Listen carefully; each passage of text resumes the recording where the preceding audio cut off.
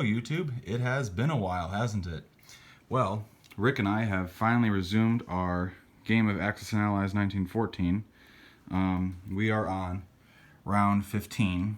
We played from France's turn. We played a solid round from France's turn of round 14, at a 1 there, through the beginning of France, up to France's turn, round 15. So we're going to resume tomorrow. We'll hopefully put this beast to bed soon, as it were. I had to have it down for about a week or so to utilize this table space for moving purposes and stuff. So that now that is over and done with, I reset everything up, and we played again. Going over what we have done in this little game of ours. France. Let's start with that. The Western Front is looking like this.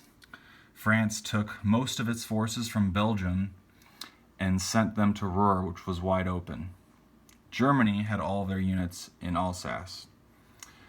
France fortified Lorraine a little bit, and as you can see, the Americans came in pursuit and fortified there as well, bringing 2 down from Belgium, 2 infantry down from Belgium, and most units up from Marseille and Burgundy up there. France, as you can see, is continuing the Picardy pipeline to the Western Front. So I got a tank and a few artillery and 7 artillery there and 2 infantry there. Let's see, the Britain further fortified Belgium. Britain took the forces from Karelia, came down and took Livonia from the Germans. As you can see, the Austrians are in pursuit. I made a mistake. I tried to do a gamble move, and I had 4 infantry here in Karelia. But what I did with the Brits was I took 2 of them and tried to do an assault on Kiel to get some good naval bombardment rolls just to chisel him down. Unfortunately, his 2 artillery got their hits on me, so that nixed the entire bombardment. So that sucks, but whatever. So that attack basically got called off, and those battleships did not get to fire because of that. At least we believe that is the rule, so that's how we took it. And the rule book seems to have that stance. Anyway, Britain buying another battleship, as well as infantry artillery fighters being bought, chiseling units over from India to Mesopotamia. Arabia took Transjordan. This battleship took a couple units and further fortified Egypt. And they took the units from Smyrna and sent them all into Ankara. And then Austria had to go and fuck things up. Austria, as you remember last time, had a ton of battleships in 16. They, instead of going into the Atlantic, which is what I thought they were going to do to try and whittle down the Allies and their naval forces down here,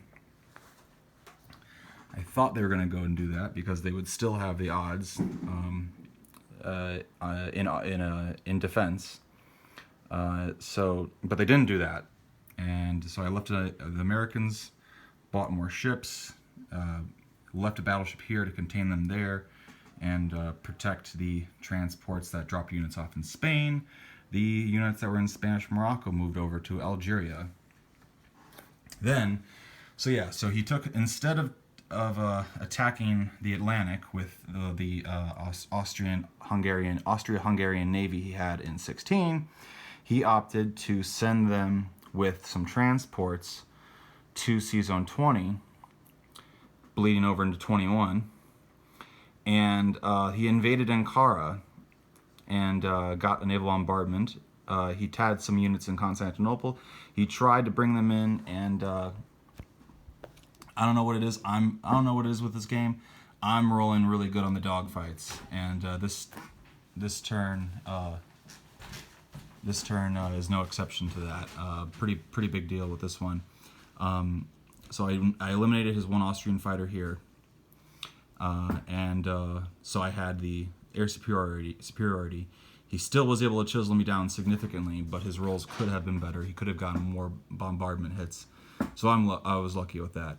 But the 8 artillery I had took out a lot of his amphibious assault troops and stuff. So, point being, the state of the Ottoman front is weakened significantly, though Egypt is pretty strong. He also took all of his units out of Libya, but he's sending more units down here, and he's building more naval units.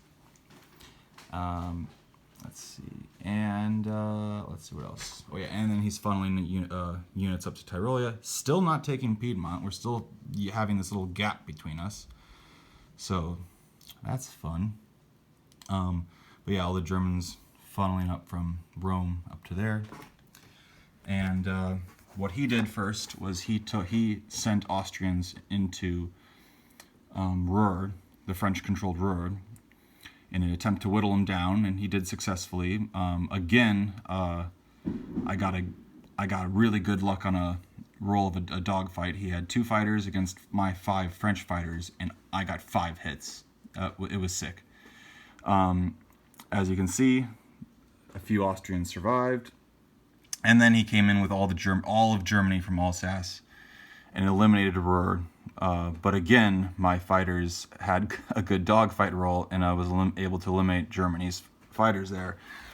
And therefore, all the German fighters on the board. So Germany has no fighters right now. Germany has no navy right now. We'll see how that lasts. But this is the state of things. I thought he was going to go into Lorraine for sure. As you can see, the Americans have fortified it a bit with the French, but still he's got the odds regardless of where he attacks. So we're going to pick up again tomorrow and see where this goes from there. Yeah, it's still a heck of a game. It's very good to be playing again. We'll see how this all pans out and go from there. Also, side note, the Ottomans didn't do anything other than just buy new troops. They didn't even take Smyrna back, even though it's wide open. But that's just what he's doing right now. So, catch you later, YouTube, and come back tomorrow with another recap.